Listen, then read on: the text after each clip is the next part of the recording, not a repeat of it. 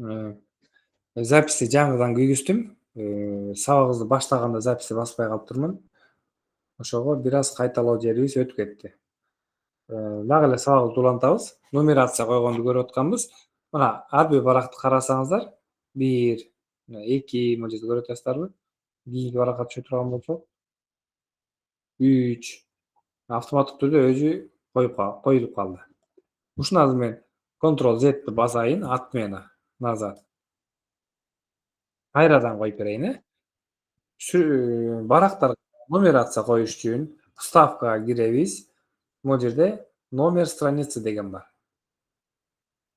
Ушул жерге үстүнө келип турсаңыздар, добавить номер страницы деп да көрүнөт. Буну күтүштүн кереги жок. Зарыл эле номер страницаны бассаңыздар, бул жерде барактын үстүнөбү, астынабы, же болбосо кайсы жерлерге, же болбосо сиздин курсор кайсыл жерде болсо, ошол жерге коюп бер деген варианттар бар.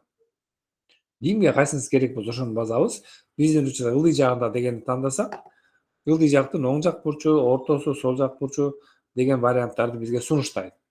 Бизге эң жөнөкөй эле орто жагын тандап койсок, биздин барагыбызга нумерация коюп берет. 1, 2, эң акыркы баракка барып көрөлү. Мисалы 12-чи баракка 12 деп коюп койду. Агай, ушул эме номер койгондон кийин баягы верхний контроль бойдон чыкпай калды го, кантип чыгарабыз? Башка видео жагында 2 мышка менен 2 жол бар.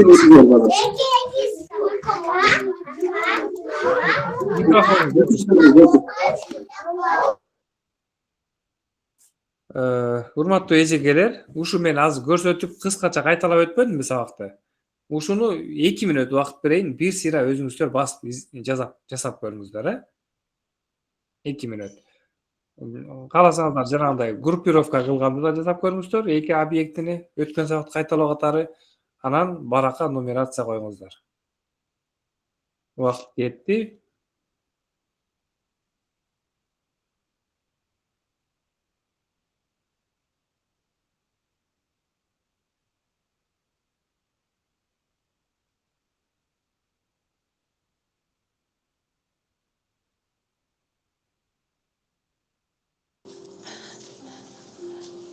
Алло, агай, саламатсызбы?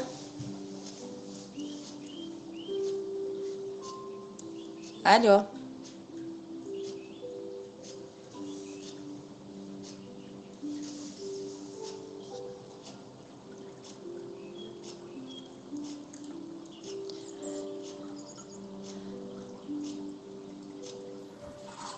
Мен укпай калдым. Эмнеси айтыңыздар? Агай, саламатсызбы? Агай, кечиресиз, мен жанатан бери мага адам келип калып, мен эмнени түшүндүрдүңүз, түшүнбөй калдым да. Борттон түшүндүрүп аттыңыз эле. Бир кайталап коесузбу? Назгүлайым. Микрофон өчүп.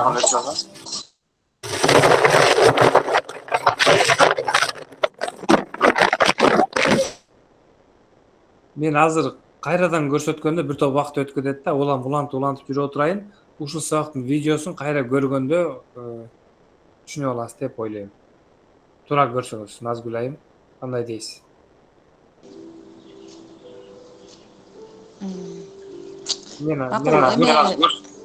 Улам көрсөтүп берем.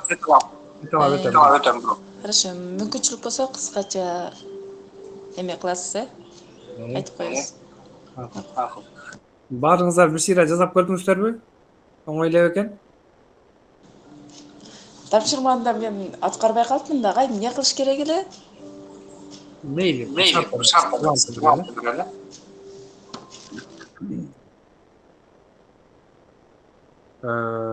Азыр биз сабагыбызда барактарга нумерация койгонду көрүп үйрөндүк.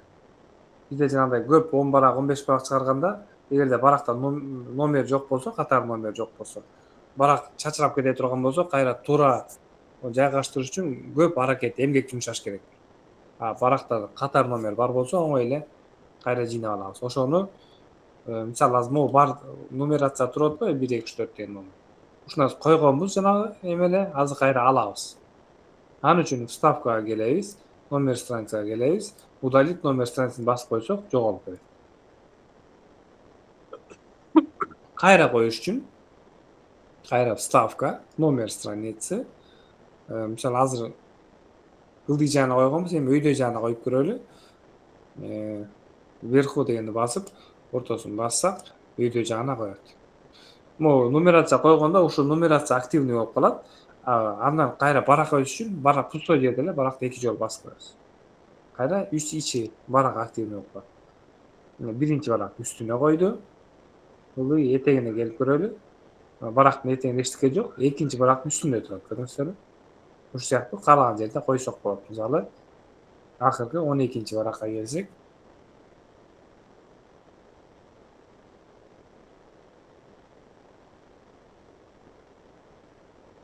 Ha, 12-чи барактын үстүндө турат. Нумерациядан тышкары башка колон титул дегенди ошол боюнча дагы түшүнүк алабыз. Удалить. Номерлерди алып салдым.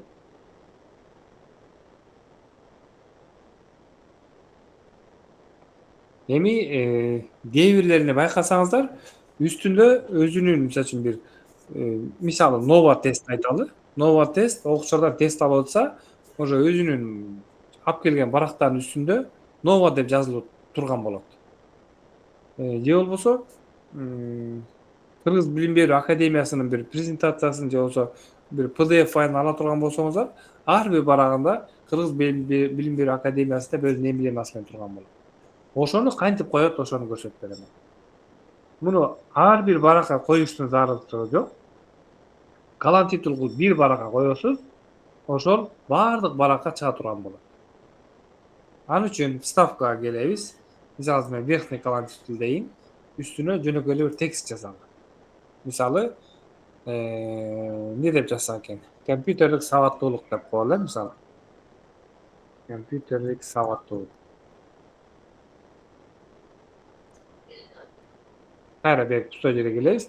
Могу компьютерлик сабаттуулук деген жазуу бизде баардык барактарда бар болот. Экинчи баракта дагы мисалы үчүн могу жерде аябай эле ылдый жылайын. Могу жерде да компьютерлик сабаттуулук деп турат. 12-чи баракка барайын. 12-чи баракта да компьютерлик сабаттуулук деп турат. Көрдүңүздөрбү?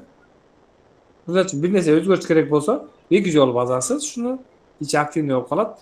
Бул жерге да кошумча значок, эмблема бир нерсе койсоңуз болот. Мисалы, бир фигура коюп коелу. Мисалы, мындай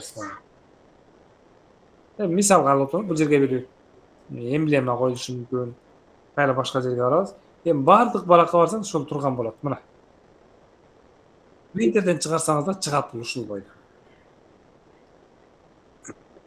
Бул көбүнчө жанагындай завучтар же болбосо секретаршалар фирменный бланк менен иштешет го.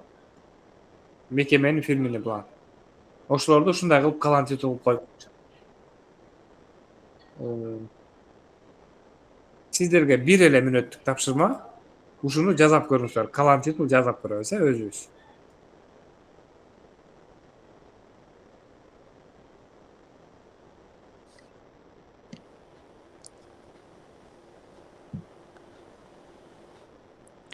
Агай, саламатсызбы? Ушул Word'дон чыкпай туруп эле экинчи страницаны кантип ачып алууга болот?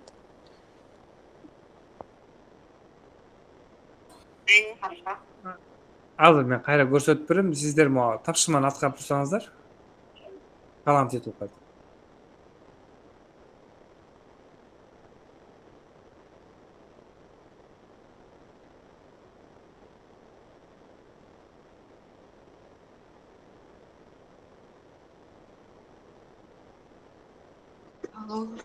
Самаспа агай. Самаспа агай.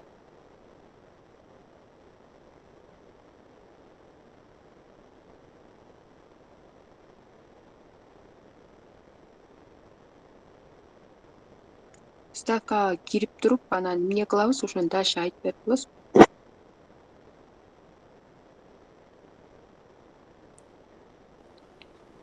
Вставкага киргенде верхний колон титул деген бар.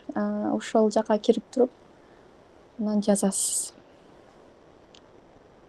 ошол жерин таптыңызбы? Верхний колон титул деген жерин. Работа с колонтитулами деген бар экен, конструкторда, Ооба. Андан кийин кайсыга Ошо киребиз?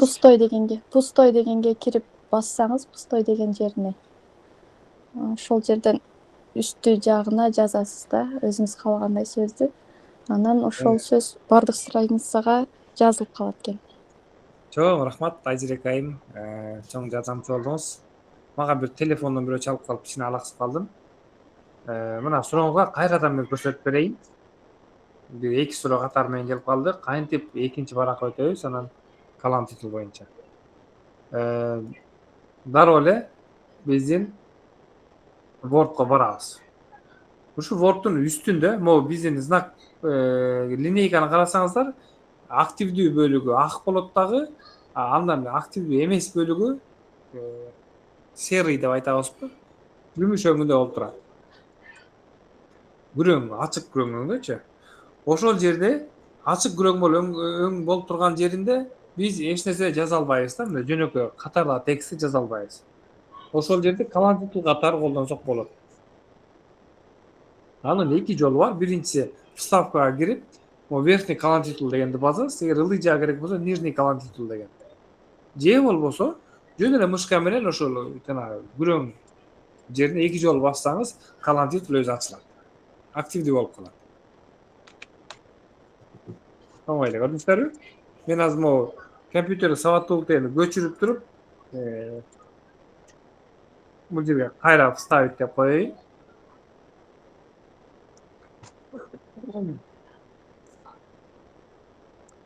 Мындай аны чындырып коеюн, мисалда.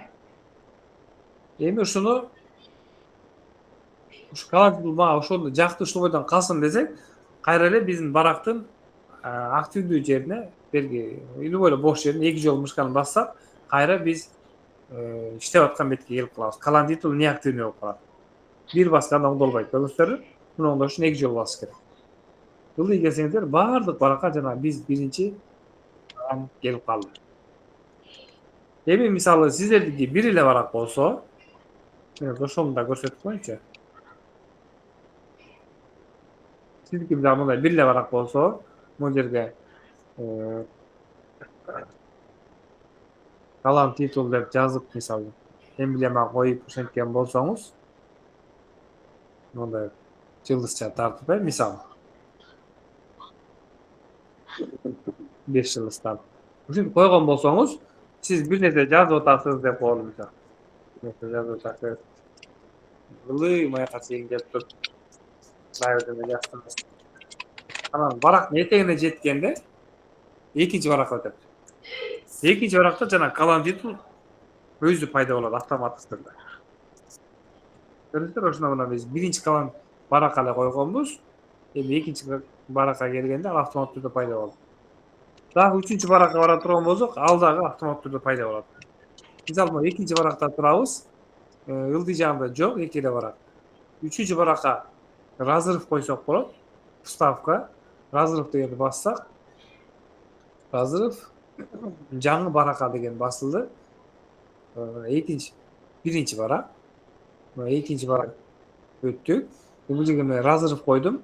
Үчүнчү баракка пустой эле, бирок биздин курсор үчүнчү баракка барып калат. Бир нерсени жазыш керек болсо, жаңы баракка баштайбыз. Колон титул деген аябай пайдалуу экен. Ар бирине жазып отурбайбыз да. Ушул эле нерсени этегине деле койсоңуздар болот. Азыр этегине коелу, мисалы сиздин курс деп коелу. Атыңызды жазсаңыз келип атат, мисалы Ж У Ибраимов деп жазсам келип атат. Мен муну барактын сол жак бурчуна койгум келип атат.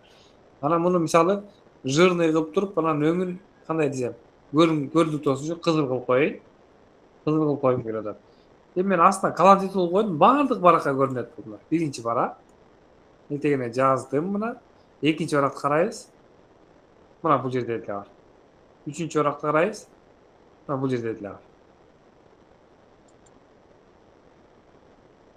Агай кечиресиз. Бу верхний колен тутул дегенди бастык да, баскандан кийин сохранить кылабызбы же кайсынысына киребиз? Жок, Изменить жок, жок. верхний. Жок. Мисалы, бул жерде калантитла турасыз, бир нерсе жазып атасыз. Ылдый өтөйүн десеңиз өтпөйт. Көрдүңүзбү? Эки жолу басасыз мышканы. Эки жолу басканда мына Кайсы? бул жака өтөбүз. Башка эле жерге калантитлдын сыртына басасыз. Эми мен кайра калантитл өзгөртөйүн десем, бул жер өзгөрбөйт. Муну өзгөртүш үчүн эки жолу басам бияка. Көрдүңүзбү? Алмашып. Кайра Же жазып закрыть окно десе да болот агай. Закрыть окно калантитла деп. Антсе да болот. Үстүндө кнопка турат, закрыть окно калантитла деп. Ушуну бассаңыз, кайра сиздин берки баракта активдүү жерге келип каласыз.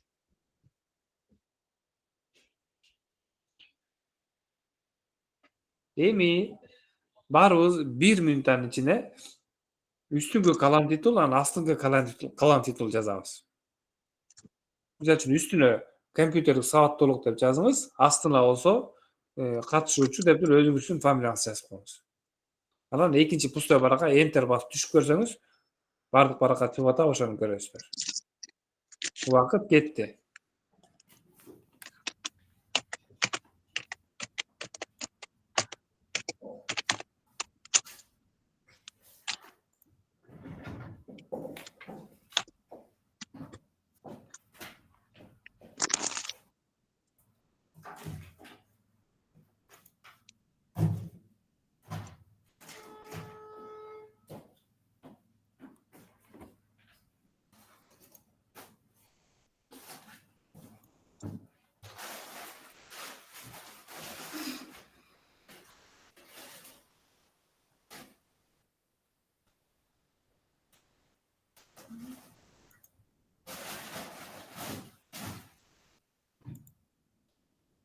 Министр алкышына Юстиция министрлиги министрликтен эми факат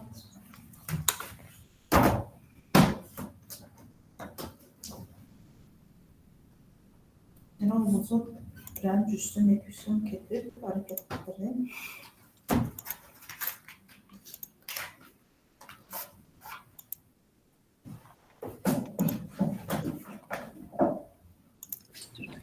Бир нерсе сураган болсоңуздар укпай калдым. Окшоштуу баарыңыздардыкы? Что меники окшоштуу да агай. Мен ошо жанакы вставкага кирдим, анан верхний колен тутул дегенди бастым. Андан кийин эмнени басарымды эле билбей атам да. Жок, сиз верхний калантитлди басканда сурап атат. Оң жагынабы? Автоматтык түрдө эле верхний калантитл ачылып калат сиз аны басканда. Клавиатурада жазып көрсөңүз, компьютерлик сабаттуулук деп. Жаздым мен. Компьютерде эле жазып турдум да, мен жазып туруп, верхний колен тутулду бассам пустой, алфавит, боковая линия деп чыгып атат. Мына мен кайра көрсөтөйүн, мен экранды жакшы карап турсаңыз. Сөзсүз вставкага барышында кереги шарт эмес, экинчи жол менен жазса болот, жана оңой жол менен.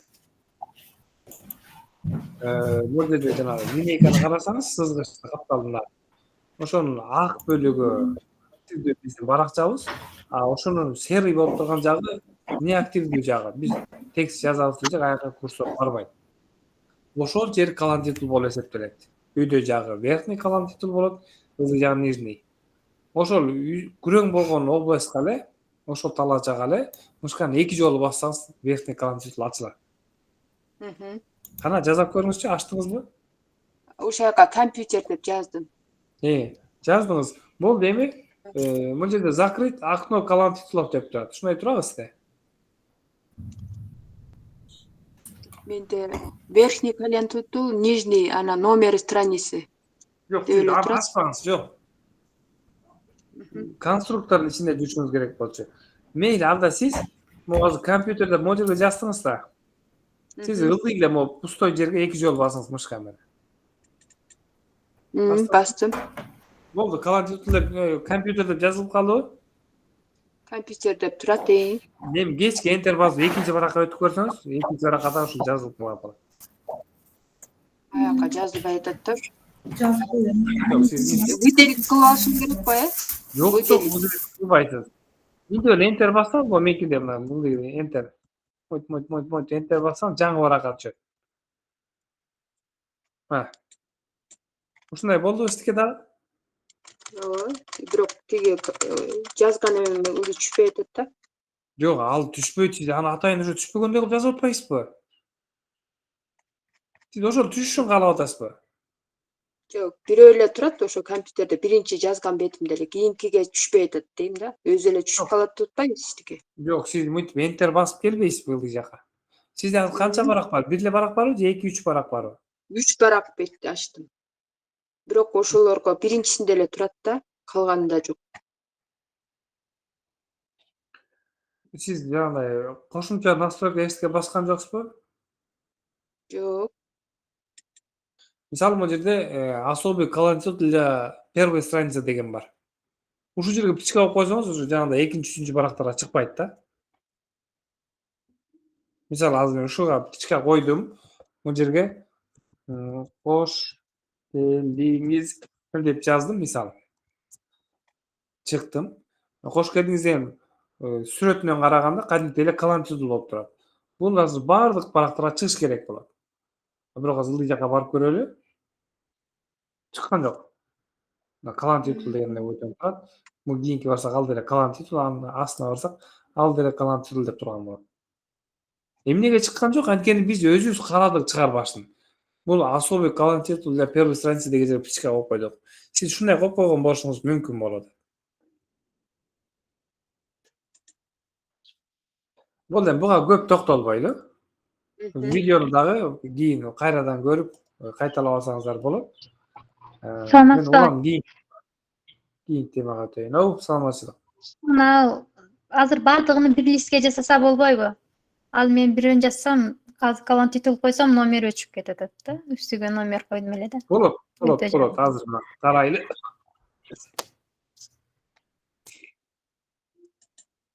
Вставка.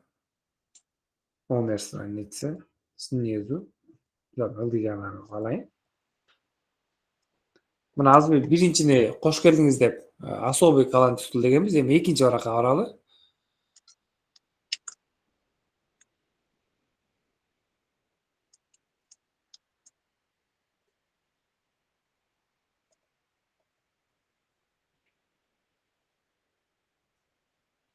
Так, экинчи барак. Вставка.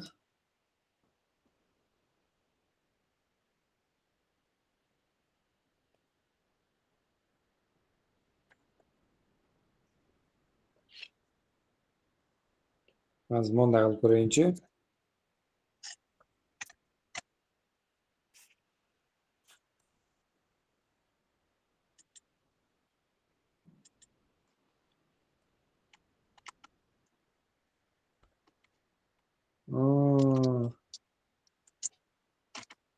Жана мен койгонум нумерацияны койгондо автоматтык түрдө өзү өчүп калат экен. Биз кийинки керектүү текстти жазып кое турган болсок, мисалы мен мону жирный кылып, кызыл кылып кояттым беле. Эми бул мисалга да. Кайра сыртка келебиз.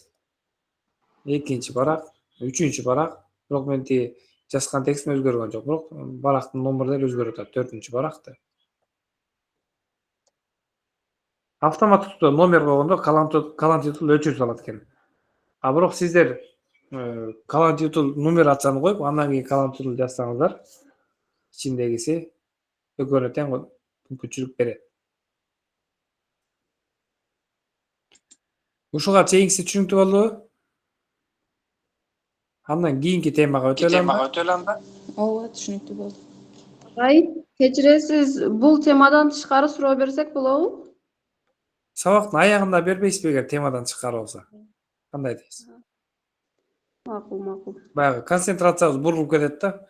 Сабактын этегинде суроолор барбы дегенде берсеңиз, туура көрсөңүз. Андан эмесе муну мен жаап салайын. Жаап атканда монтип сурайт. Вы хотите сохранить изменения в документ 1 деп. Эгерде сохранить деп бассак, эгерде документ сакталуу эмес болсо, сурайт каяка сактайын деп. Биринчи саптагы сөздөрдү файлдын атына коет, жаңы рабочий столду сунуштап атасыз. Карасам мен загрузкини басып, же болбосо музыканы басып, ошол жака сактасам болот. Ушул жерден не сохранить бассам не болот? Не сохранить бассам, менде бул документ такыр сакталган эмес да. Эчтеке жок эле өчүп калат. Эгерде азыр ушуну биринчи сактап турганын көрсөтөйүн. Мен азыр сохранить деп туруп, муну 1, 2, 3 деген аталыш менен жазайын. Мисалы үчүн документка, рабочий столго эле 1, 2, 3 деген ат менен сактадым. Жабылды. Азыр мен кайра ошо 1, 2, 3 дегенди ачайын. Рабочий стол. 1, 2, 3 жана Көрүп калдыңыз, кайсына басабыз? Телефондон көрбөй атам сизди. Эгерде телефондон көрүп аткан болсоңуз, барма сөймөңүздү сунасыз дагы, экранды оң жака листтайт этсеңиз мен чыгып калам. Мен эмес, менин экраным чыгып калат. Экинчи жолу листтайт этсеңиз мен чыгып калам. Үчүнчү жолу листтайт этсеңиз анан катышуучулар чыгып калат. Таптыңызбы? Ооба. Ушундай. Өтүп кетсеңиз артты көздөй листтайт этесиз кайра. Кичине маанайыңыздарды көтөрөйүн деп кээде күлдүрүп коюп атам. Мына жанагы текстти ачтык. Мисалы, могул жерге бир нерсе кошолу. Мындай кошуп, акыркы текстти кызыл кылып коеюн, мисалы. Анан ушуну жапсам, крестти басып. Вы хотите сохранить изменения в 1, 2, 3 дейт. 1, 2, 3 деген файлдын ичинде өзгөрүүнү сактайсызбы дейт. Эгерде мына сохранить бассам, азыр басайын, сохранить. Сактады. Кайра ачып көрөбүз жанагыны 1, 2, 3тү. Сактады. Эми ушуну кызылдын жарымын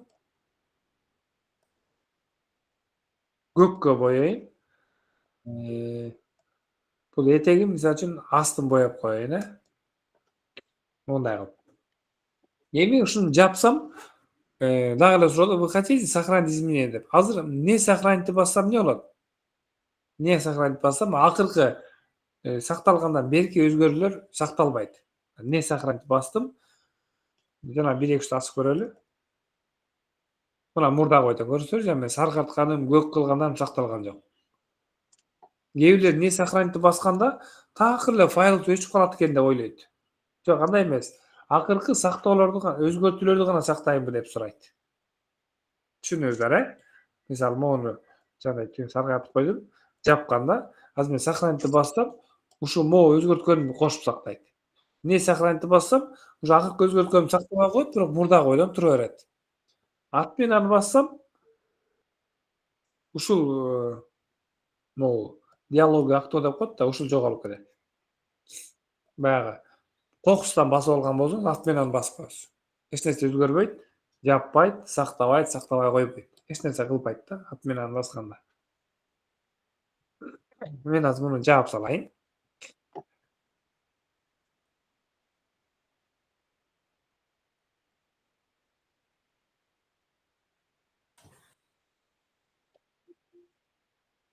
Улам бул жака келип, жаңы келгендерди кошуп коюп атам. Бул жерде калан титулду да алып таштайлы. Жанына барып эле жок экен. Ушуга нумерация коюп кое берели. Не бар, не жок. Вставка. Номер страницы. Внизу по центру ортосунда нумерация тура берсин. Эми караңыздар, мындай кылабыз. Ушул 12 барактан турган документтин мен азыр мазмунун түзөм. Ал үчүн биринчи баракка файл, вставкага кирип разрывды басам. Разрывды басканда жана биринчи барак не болуп калды? Пустой болуп калды. Биринчи барактан баштап эле мен разрыв дегенде, эми разрыв деген сөз түшүнөбүз да, ошол жерден баштап мен жаңы баракка деген баскан үчүн экинчи баракка барып калат. Биздин текст экинчи барактан баштап калды. Эми мазмун түзүш үчүн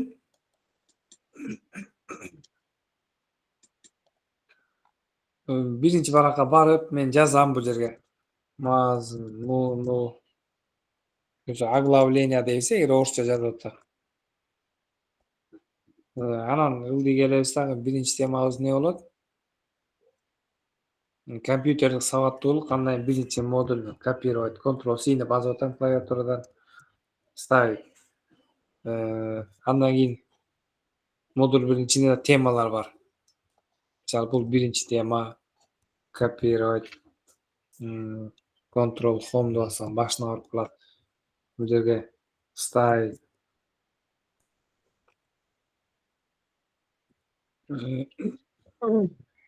Ayrıl deyip barıp ekinci temany copyright etip alıp ana saytda uşuntип жазышым керек да. Сындай кылыпчы. Ana misal üчүн могу биринчи темаларды булар пат тема болгон үчүн бир аз мынтип жылдырып ушинтип даярдашым керек. Эми элестетиңиздер, мен баарын ушинтип 12-13 баракты жасап чыгыш үчүн ар бир баракты барып карап темаларын адашпай таап, эгерде кокус бир аттап кеткен болсом, кийин кайра ошол жер теманы көчүрүп келип арасына кошуп жасап чыгышым керек. Ушул эле мен жасап аткан процессти автоматтык түрдө жасасак болот. Кантип ошол суроого жооп берем. Азыр мен муну өчүрөм.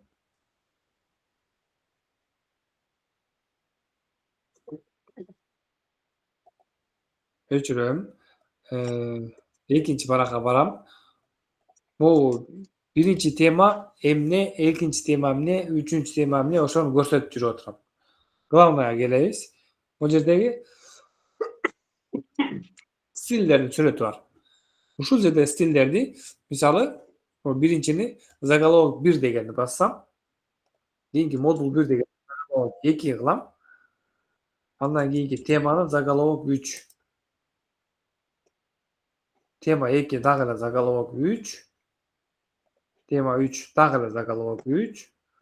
Тема 4 заголовок 3. Ошолорду гана тандап жүрүп отурам. 5 заголовок 3. 6 заголовок 3. Анан модуль заголовок 2. Бул экинчи модуль болот. 2'nin içinde birinci tema kayra zaголовок 3. Emnege 1, 2, 3 bolot. Antkeni 1 degen çoğun tema oldu. Kompüterlik savattуулuk degen. Moduller 2 boldu. Modulun aslında temalarыбыз zaголовок 3 boldu. Bul bayağı tepkisi görсөтөт da. Kaysyga kaysyl baş yet degen söz.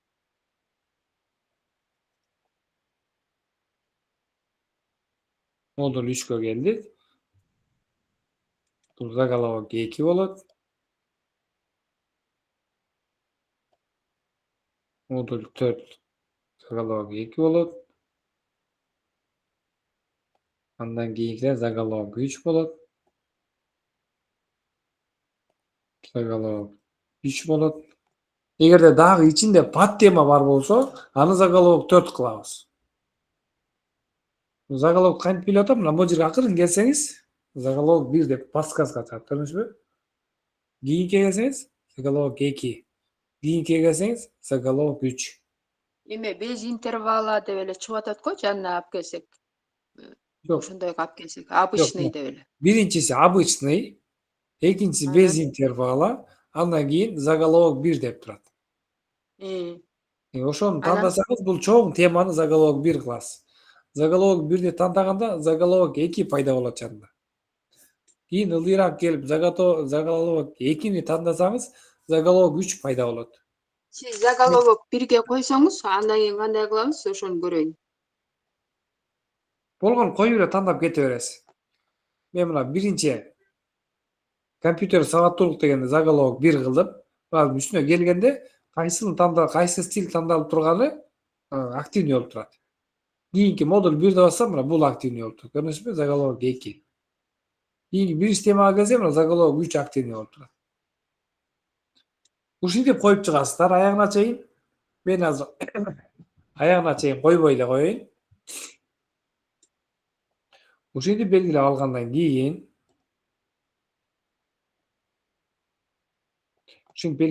кийин кайра биринчи страницага келебиз.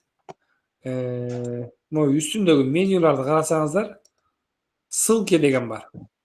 Ушул ссылки деген ичинде оглавление деген бар. Көрдүңүзбү? Эң биринчисинде турат. Буну бассаңыздар, варианттар бар. Сурайт кандай деп. Эң биринчи эле жөнөкөй эле оглавление тандайм. Заголовок 1, заголовок 2, заголовок 3 деп турбайбы? Ушуну бассам, мына жанагы менин темаларым. Өзүмө да жакты.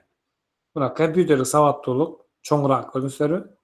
Андай модуль 1 кичинекей абзац менен кетип атат. Андан кийин темалар өзүнүн жантасы менен. Ошондо могу биринчи компьютер сабаттуулук деген заголовок 1, биринчи модуль деген заголовок 2, а могу теманын баары заголовок 3. Кайра модуль 2, модуль 1дин тушунда турат, көрдүңүзбү? Эмнеге? Анткени бул заголовок 2. Бул да заголовок 2, бул да заголовок 2. Эми мен заголовок деп айтып атам. Компьютердеги аталышы заголовок 2 болот. Бул да заголовок 3, бул заголовок 2, 2, 3. Көрсөңөр мен жазып отурбай. Баракта номерлерди автоматтык түрдө коюлуп калды. Экинчи баракта, үчүнчү баракта, бул 6-чы баракта деп. Принтерден чыгарсаңыз, кадимки эле барак болуп чыгып берет. Жана сиз ручной жазганда кандай жазышыңыз керек болсо, ошондой эле чыгып берет. Болгон барактар менен чогуу. Эми элестетиңиз. Бул жерге бир нерсе жазып жылдырып деп кол. Мисалы, могу биринчи тема менен бул жерге көп текст жаздык, аябай көп түшүндүрмө. Uzun. Bizim экинчи темабыз эле кийинки баракка түшүп кетти. Үчүнчү баракка. Экинчи тема үчүнчү баракка түшүп кетти. Демек, ылдый жакта теманын баары жылышты да. А бул жерде мына экинчи теманы карасаңыз, экинчи баракта деп турат. Ошону мышканын оң жагын базабыз. Обновить поле дегенди базабыз. Обновить только номер страницы деп турат. Обновить целиком деп турат. Каалагандай кылсак болот. Колдон келсе, обновить целиком деген тандап койсоңуздар. Экинчи темабыз номер 3 болуп калды страница. Кийинкилерде 3 болуп калды. Мурун 3тө турган 4 болуп калды. Өтө сонун Биринчи выделить алабызбы, агай? Не кылып? Биринчи ушу жана могучу мазмунунчу выделить этип туруп эме кылабызбы? Выделить кылып туруп, анан тиги эмени басабызбы? Оң жагы. Берилгендерди. Ооба. Бул тексттин баарын выделить этип туруп, анан тиги эмени басабыз, Обновить. Жок, өзү эле автоматически выделить этип алат. Жүз эле оң жагына баса бересиз, пустой жерге эле. Эле тиги ошо оглавленийин ичине эле. Мына карасаңыз, азыр моундай турат, мен оң жагын бассам өзү белгиленип калат баары. Бул бир объект болуп эсептелет да. Анан обновить поле десем сурайт. Только номер страницыбы же целиком? Целиком деп туруп, окей деп коесуз. Аябай, мисалы үчүн, 1 саатта жасай турган жумушту ушинтип 5 минутта жасап койсо болот. Мисалы, элестетиңиз, сиздики 100 барактан турган бир не деп койсок, самостоятельная работа, реферат деп коелу. Ошонун оглавлениясын ушундай кылып жазсаңыз болот. Биринчи теманы кайсы биринчи заголовок кылып аласыз, экинчини экинчи заголовок кылып аласыз. Баардыгын белгилеп бүткөндөн кийин оглавленияны басып койсоңуз болот. Эми сиздерге бир 3 мүнөт же 4 мүнөт убакыт бериш керек болот го. Кыскача текст жазыңыз. Агай, могу компьютерде мен текст жазылып турат да. Ошону мен сизге көргөзөйүн дегем. Азыр могу жерден кайсы тушканы бассам сиз көрө аласыз. Сиз компьютердесизби? Ооба. Ылдый жагында могу центрда өйдөнгөсү ссылка көрсөтүп турат. 4 жачынын ичинде өйдөнгөсү ссылка көрсөтүп турат. Таптыңызбы значок? Азыр карайынчы. Үстүнө келсеңиз, Показать экран. Ошону басыңыз.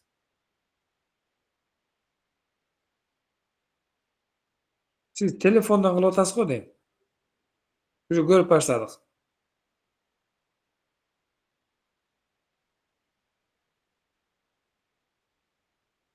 Сиз компьютерден көрсөтмөк белеңиз?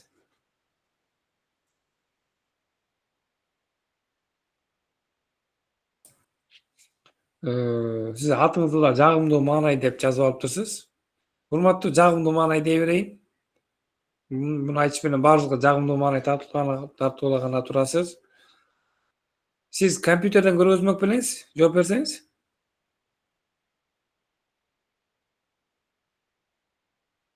Урматтуу, жагымдуу маанай. Алло.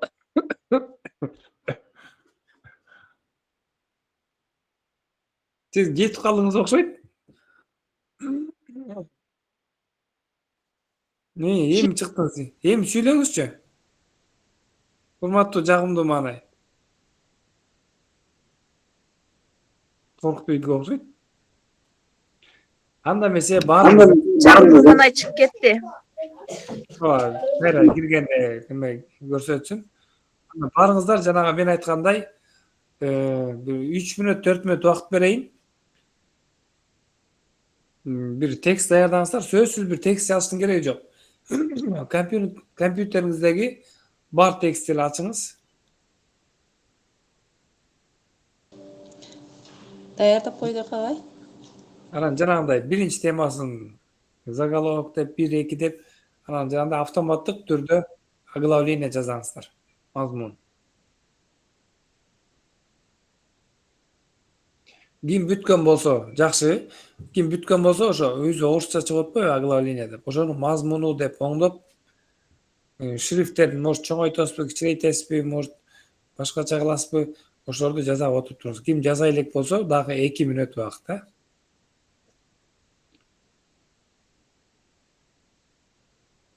Урматтуу жагымдуу маанай, сизди болсо күтүп атабыз. Каралы экранды бөлүштүңүз телефонуңуздан.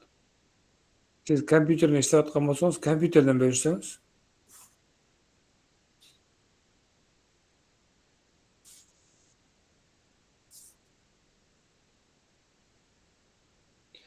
Ильяз мырза бир нерсе айтайын деп атасызбы? Кол көтөрүп калыптырсыз.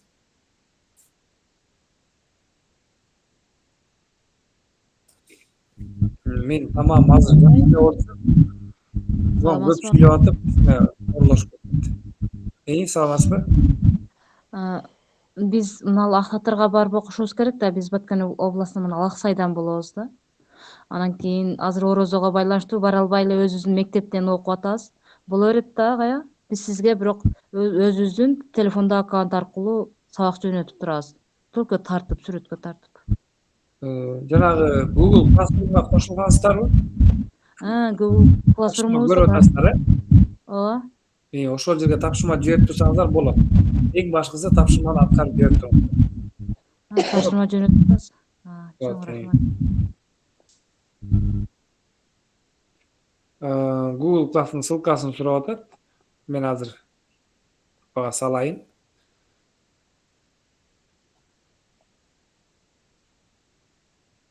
Ушул жерге азырынча 211 эле киши катталып турбуз. Биз деген 800гө жакын киши окуп атабыз. Кийин могу Classroom'га катталбагандар сертификат берүүгө келгенде бир аз маселе жаралышы мүмкүн. Ошого кылдат мамиле кылсаңыздар жакшы болот. Азыртан кошулуңуздар. Тапшырма аткарып жиберип туруңуздар. Мына ссылкасын группага чатка салып койдум.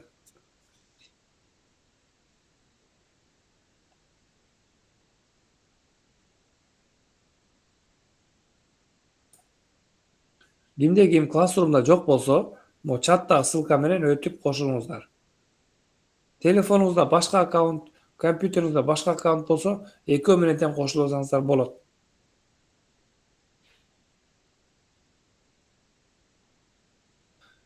Мен тапшырмаңыздарга эгер бал берген болсом, баа койгон болсом көрүнөт.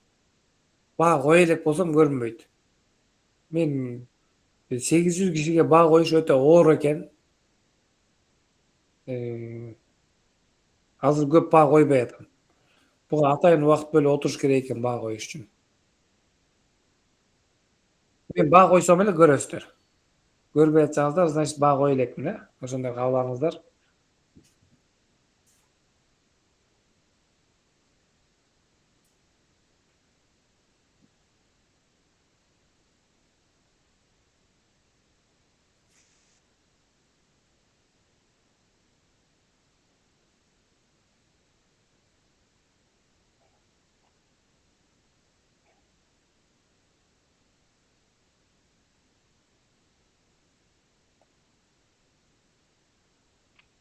Да, 1 мүнөттөн кийин кайра сабагыбызды улантабыз. Окшошуп атабы, кимдики окшошпой атат? Кимге жардам керек? Gülnazik ayım bir nesi aytasızbı uğup atam.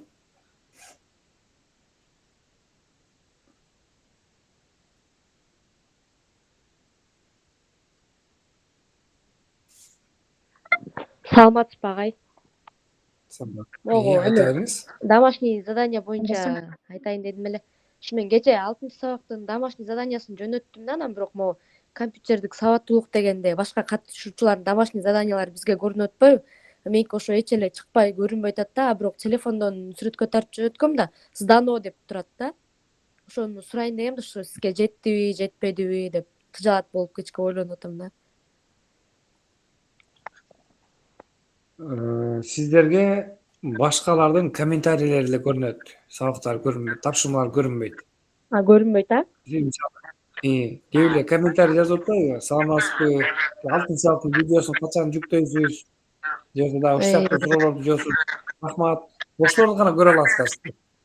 Аха. Ошо мен телефондон Alasın. жөнөткөм да. Tavşırmalarını только men ile göre alam. Sizdikinde men ile Анда göre alam. сизге Başka bir şey. Анда сизге жетип турат, Tamam. мен тапшырмайм. Жіберген деп болсаңыз турат. келді. Жіберген болсаңыз келді анда. Мен просто азыр қарап беришим үчүн убакыт кетет. Сиздин фамилияңыз менен тияктан табышчу. Эң башкысы жиберсеңиз болду. Аха. Чоң рахмат агай.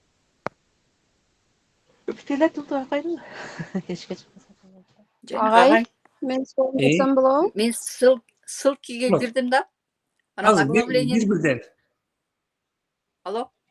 Бир-бирден сөйлөйүн, айтыңыз. Ссылкиге кирдим. Оглавлениени бассам, элемент оглавления не найдено деп атат да. Демек сиз жанагындай заголовок кылып тандабай койдуңуз да. Сиз обычный текст же без интервала ушундай тандап койдуңуз. Же башка варианттарын. Оглавление коюш үчүн заголовок кылышыңыз керек. Же тема, же заголовок дегендерди тандашыңыз керек. Кайра бир аракет кылып көрүңүз. Хорошо. Экинчи эжеке сизди угутам. Аха. Айылдан ажайып кооз ирмем деген. Бизде баягы сохранить этилген документтер бар го, ошолорду ачып изменить кылганда полный текст жоголуп кетип атат да. Word'тонбу? Word'тон. Маны көрмөйүн эмне болуп атканын. Биз жанагы компьютерде врачтар сыяктуубуз да. Көрүп анан, бул минтип аткан турбайбы депчи. Чечим дебейбиз, бирок кана алып кел деп анан көрүп анан айтабыз да. Түшүнүктүү. Мен азыр WhatsApp'тан суроолор келип атат, чаттан.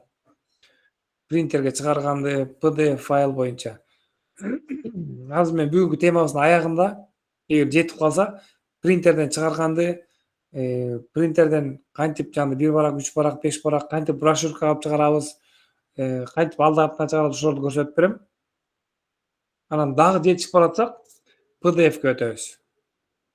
Жетишпей баратсак, убакыт тарыраак болуп калат. Анда эмесе сабагыбызды уланталы.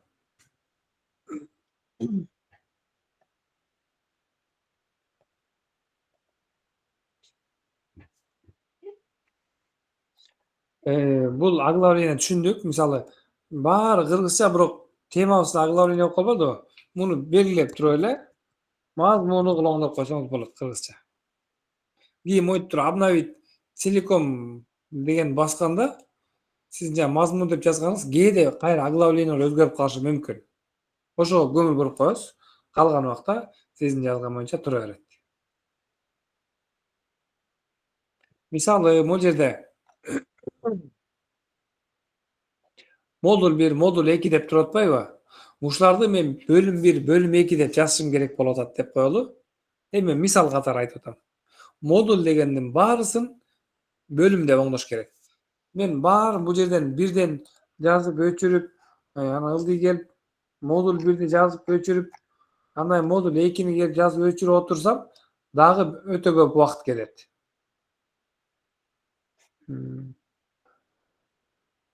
Ошого муну автоматтык түрдө өзгөрткөн жери бар. Ал үчүн белгилейбиз модуль деген сөздү. Ctrl F деп басабыз. Клавиатурада Ctrl F англисче тамга. Find деген сөздөн келип чыгып атат. Ctrl F найти деген сөз. Uшу Word'ton bir nerse gerek bolsa bizde uшу найти дегенди басып издейбиz. Мисалы бул жерден компьютер деген сөз жазып көрөйүн. Биздин ушул барактын ичинде 19 компьютер деген сөз бар экен мына. Белгилеп көрсөтүп атпайбы сары менен. Бул жерде көрүнүшөр аябай көп экен. Мисалы мен издөө деген сөздү жазып көрөйүнчү. Издөө. Издөө деген сөздүн 8 бар экен. Маалыматты издөө системасы, издөө системаларынын иши.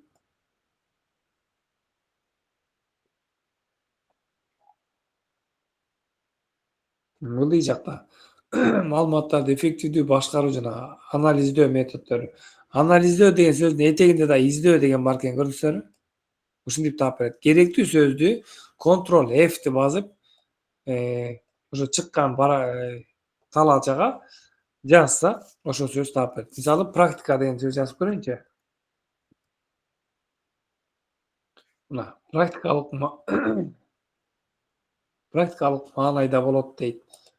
Алдый жакка келсек, модуль билим берүү жана практика аркылуу деген сөз бар экен, көрдүңүзбү? Бир нерсени табыш үчүн.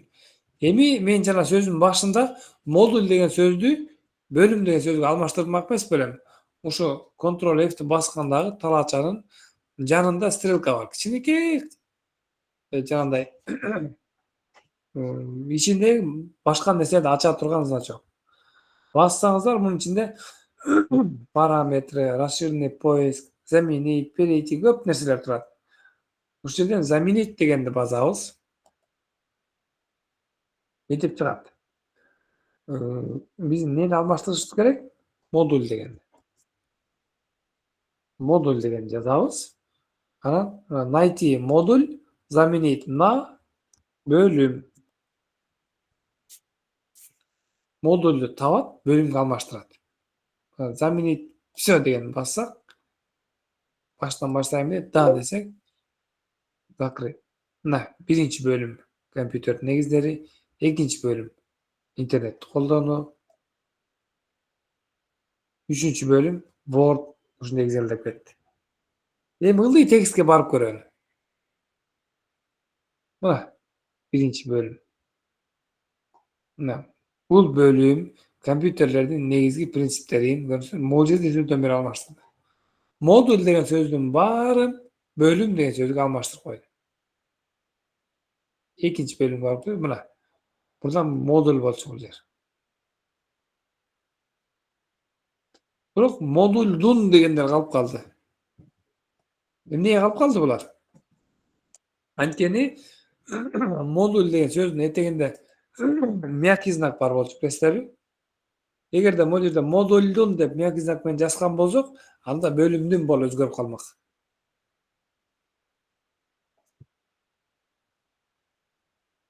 Жакшы экен, кызыктуу экен.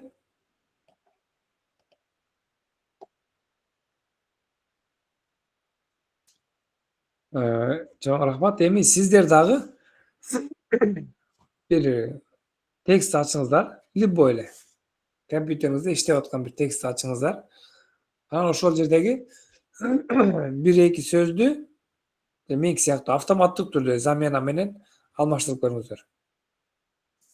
Бир барак, эки барак болсо көп билинбейт, бирок 50 барак болсо, 30 барак болсо, ошонун баарын кол менен оңдоп чыгыш өтө оор. Ошол жерде бул абдан жардам берет. Меники 12 барак болчу. 12 баракты оңдоп чыгышын деле жок дегенде 10 мүнөт убакыт кетет. Бирок заменить менен жана заменить таап жазгандан убакытты эсептебесек, 1 секундта баарын алмаштырып койсок болот. 2 мүнөт убакыт берейин. Ушу найти менен заменить экөөнү пайдаланып көрүңүздөр.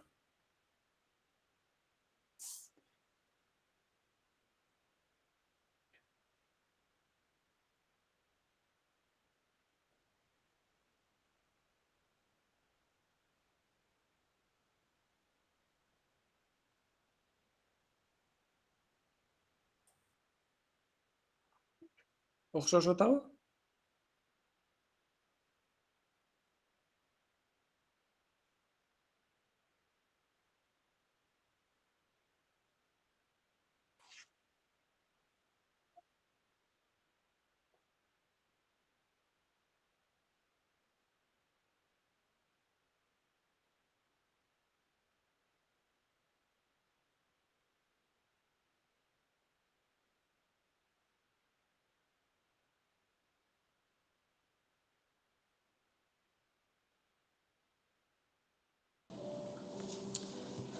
Агай, биз жана эме жазган эмебизде сөздү таап, найтиге жазып, анан заменитке башка сөздү жаздык да, андан кийин дальше эмне кылышыбыз керек? Эгерде сиз алмаштырышыңыз керек болсо, микрофонду өчүрүп алсаңыз, заменить дегенди басасыз. Эгерде жөн эле издеш керек болсо, найти дегенди басасыз. Ага, түшүндүм. Рахмат.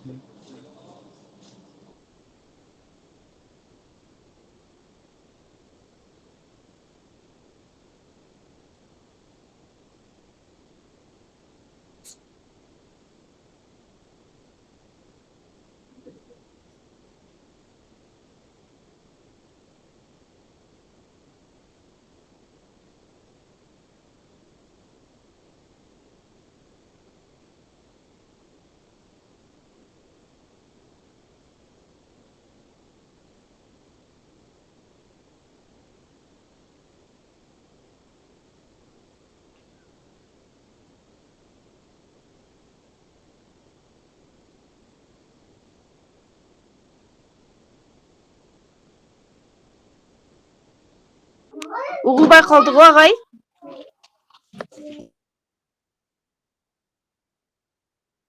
Угулган жок, өзүңөр иштегиле деп атпайбы? Мен микрофонду өчүрүп коюп сүйлөп атам. Мен сүйлөп атканымды карап отуруп көрүп калдыңыздар окшойт деп коеюн. Найти менен заменить деген эки команданы аткарып көрдүңүздөрбү? Мен азыр дагы бир сыйра көрсөтөйүн. Андан кийин дагы улантабыз.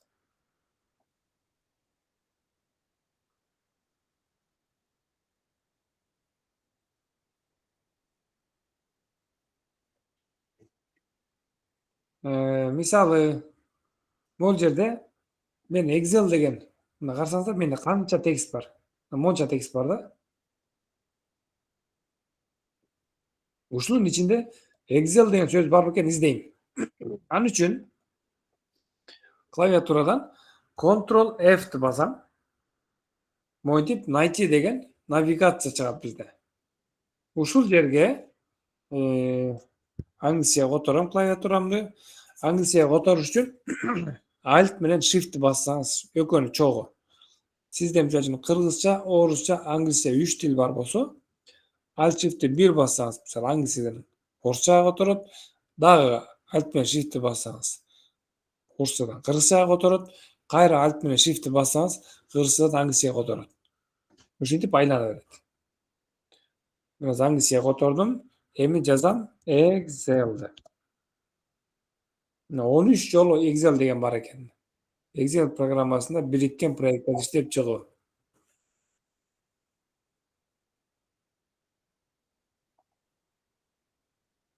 Excel'ди колдонуу. Бул өзгөчө өтө чоң текст болгондо абдан керектүү да. Бизге керектүү текстти таап алган. Ал эми жанагы заменить деген боюнча. Башка эмне деген сөздөр бар мисалы үчүн?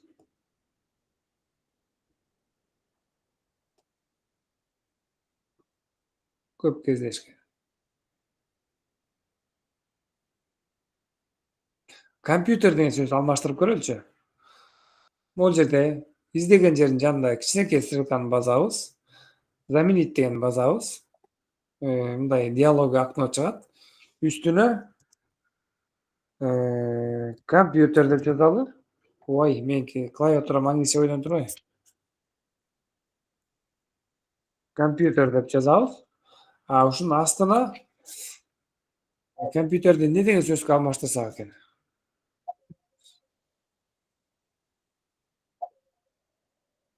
ПК. Ноутбук. Деп коелу. Азыр 1 мүнөт бир важный звонок келип атат, ошого жооп берип коеюнчу, кечиресиздер.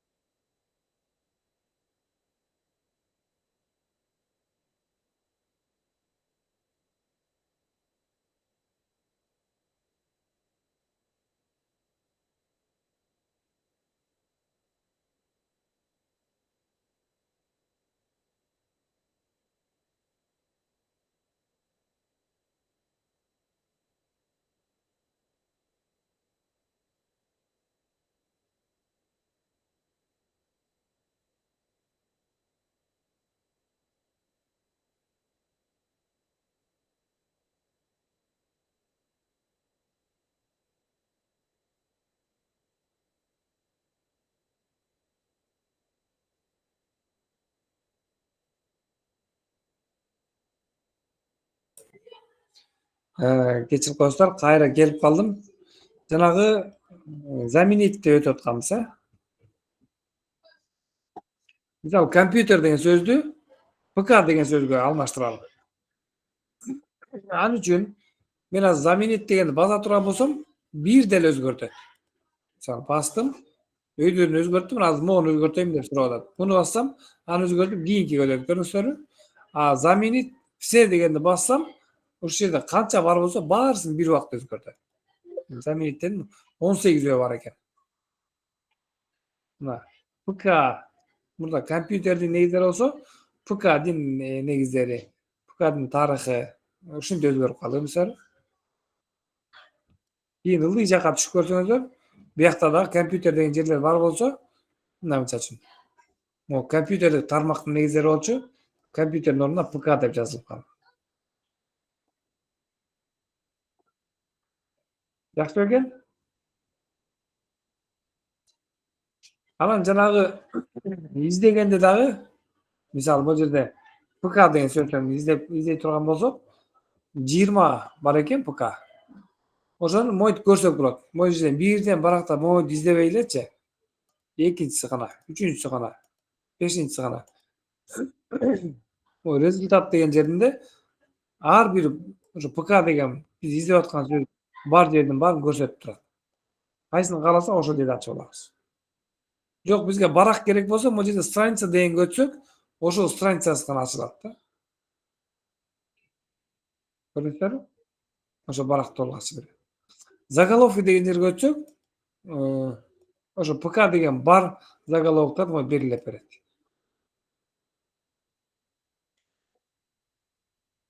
Бул ичинде навигация.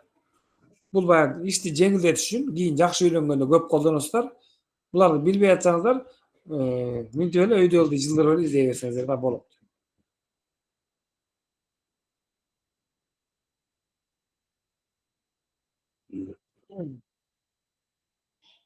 Суроолоруңуздар барбы?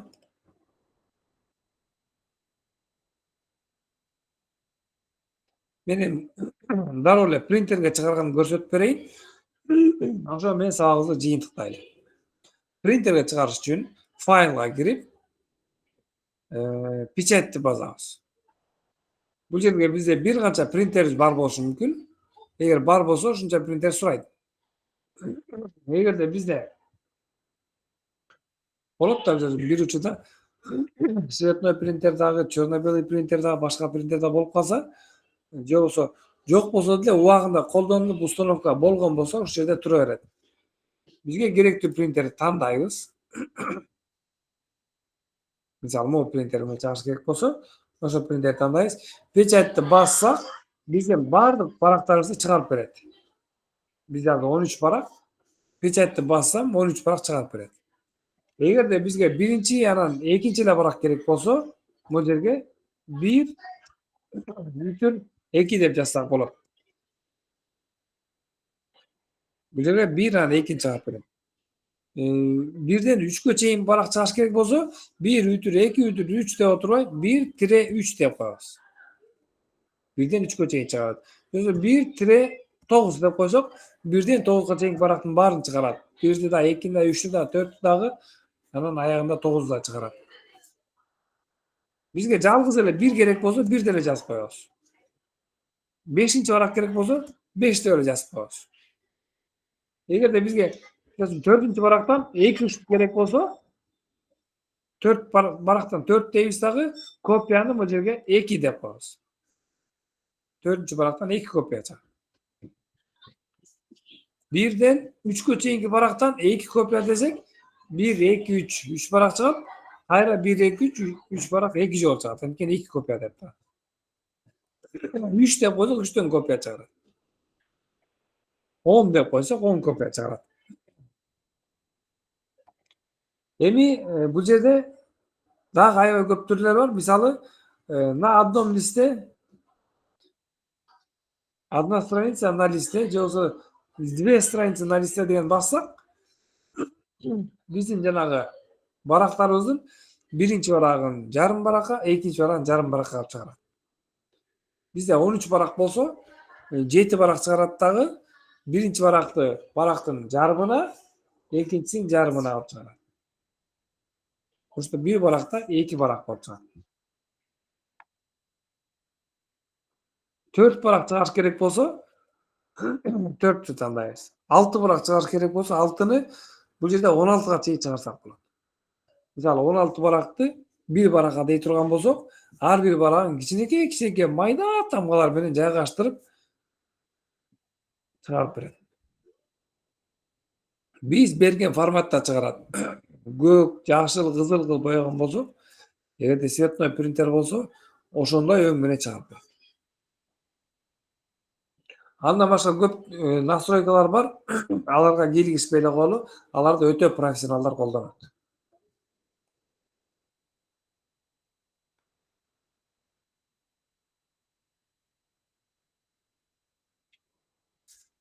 Жалпы жонунан түшүнүктүү эле болду.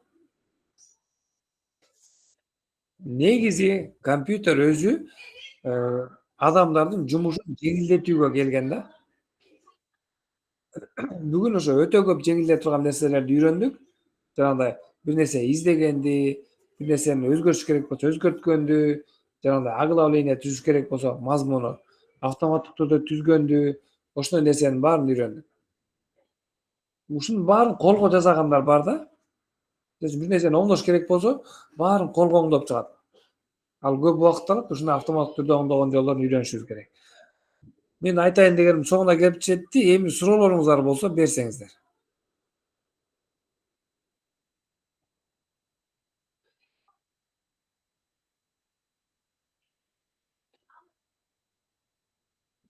Жагымдуу маана эжекебиз. Угуп атам сизди. Кол көтөрүп атасыз. Гүзел эжекебиз сизди.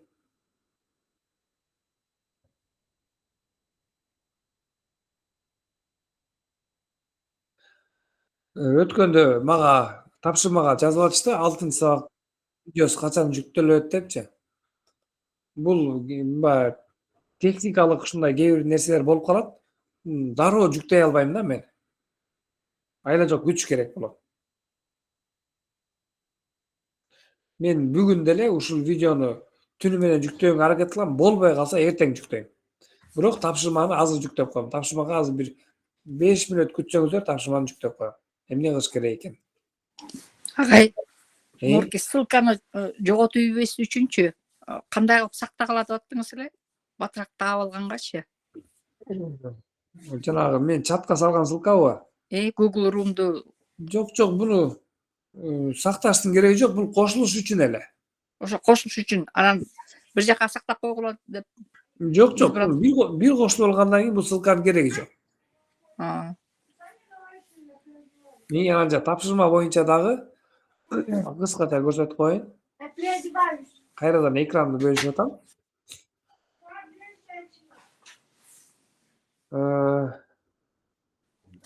Караңыздар.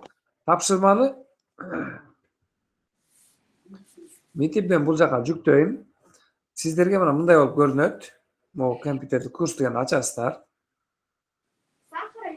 Ичинде мына ар кимдин комментарийлерин окуялар лентадан.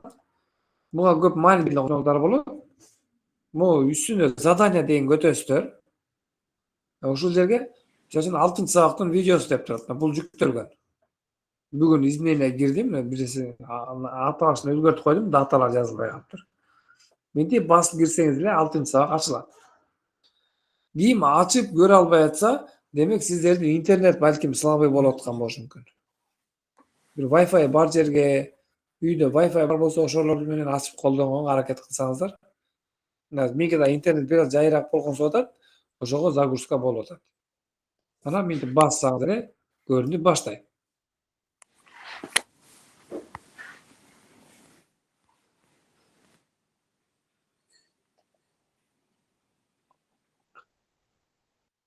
Ушинтип көрсөңөр болот.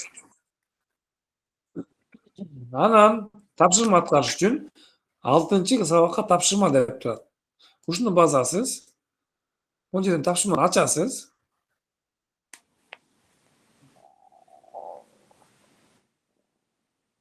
Бул жерде интернеттен же болбосо компьютерден бир сүрөттү Word'го жүктөңүз деп атат.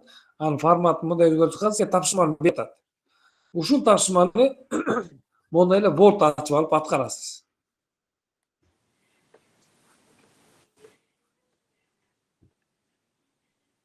Мындай жаңы Word ачып алып аткарасыз. Бuyakta сүрөт жүктө деп атат. Сүрөт жүктөйсүз. Дагы тиги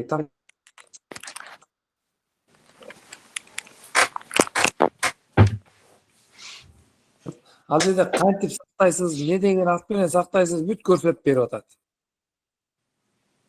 Бул жерде. Мына мисалы үчүн сүрөт нижнечерчка аты жөнүңүздү жазыңыз деп атат. Ушинтип сактаңыз деп атат. Анан дайыр болгон файлды жүктөңүз. Аны кантип жүктөйсүз? Мына 6-сабакка тапшырма деген жерди ачып көрбөдүңүзбү? Ушул жерде инструкция деген бассаңыз, монитор ачылат. Бул жерге добавить или создать деген базасыз, анан файл дейсиз. Сурайт каякта деп обзорду басасыз. Мисалы рабочий столдо жана 1.2.3 деген файл бар биздики. Мына эмеле иштебедикпи? Мисалы ушул файл болсо, открытты бассаңыз, монитор жүктөйт. 6-сабакка мен азыр тапшырма жүктөдүм. Оңой деп экен? Эч коркунуч жок. Создать басып көрсөңүздөр да болот.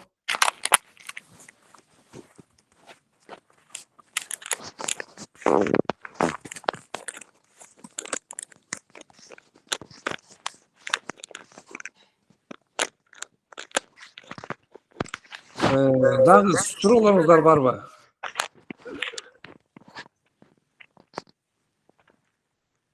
Кимде суроо болсо берсеңиздер болот. Эгерде суроо жок болсо, анда бүгүнкү сабагыбыз аягына келип жетти. Көңүл бурганыңыздарга чоң рахмат. Рахмат. Рахмат агай, саламатта калыңыз. Агай темадан сырткары Суроо берсе болот. Болот. жана Word, PowerPoint, Excel сбой активации продукта деп коет. Ошону эмелерге компьютер оңдотууларга барбай эле өзүң кыласың болобу? Siz могу Назгүл Айзыбек бизге деп атасыздар. Бирөөңүздөр микрофон өчүрүп алсаңыздар. Рахмат Назгүл айымга. Мындай кыласыздар. Өз алдыңарча жазай албайсыздар эманычы. Сбой активация дегенде. Бир компьютер балдар бар да, ал жерде курста өтүп аткан система администраторлордон суранып көрсөңүздөр болот. Болбосо көбүнчө жана айтишниктер болот го. Ошолор жазап берет. Ал оңой эле интернеттен ушуну эмне деп коет? Активация кылган атайын активаторлор болот. Эгерде сиз компьютерди жакшы билсеңиз, Google'га эле активатор, мисалы сиздики офис 2010 болушу мүмкүн. Мисалы да 2016 болушу мүмкүн. Сиз ошо офис кандай болсо, активатор офис 2010 деп жазсаңыз, скачать деп. Атайын активаторлор болот, ошону скачать этип, андан ошол файлды запускать этип активация кылып алсаңыз болот. Эгерде активация кылайын дегенде антивирус заблокировать этип атса, муну ошо атайын программисттер керек да, айтишниктер. Ал вируспу, вирус эмеспи аныктай билиш керек. Сиз балким вирус көчүрүп алып, антивирус бул вирус экен десе, антивирус сен туруп деп өчүп турчу деп өчүрүп коюп, компьютерге вирус чыгып алышыңыз мүмкүн. Ошого бир аракет кылыңыз, тааныштарыңыздан чыгат болуш керек бир айтишник. Активация кылып бер десеңиз кылып берет. Макул, рахмат агай. Агай, кечиресиз, сиздин телефон номерди алып, эгер тапшырма аткарууда маселе жаралып калса, чалып турсак болобу агай? Айта аласызбы? Эми мен азыр бере турган болсом, микрофон өчүрөсүң.